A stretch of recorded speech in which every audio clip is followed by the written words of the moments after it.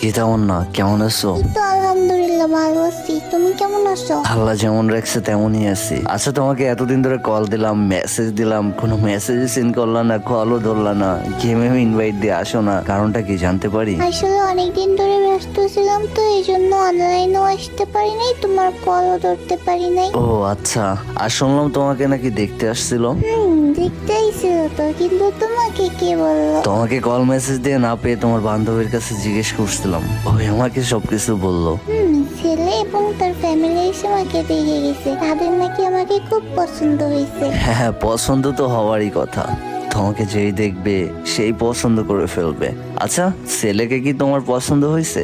পছন্দ না হওয়ার কি আছে? ছেলে দেখতেও ভালো, সরকারি চাকরি করে, ফ্যামিলিও ভালো। তাছাড়া আমার আম্মু আব্বুরও অনেক পছন্দ হয়েছে। আচ্ছা, তোমার যেহেতু পছন্দ হয়েছে, এখানে আর আমি কিছুই বলবো না। আচ্ছা, ভালো থেকো। আল্লাহ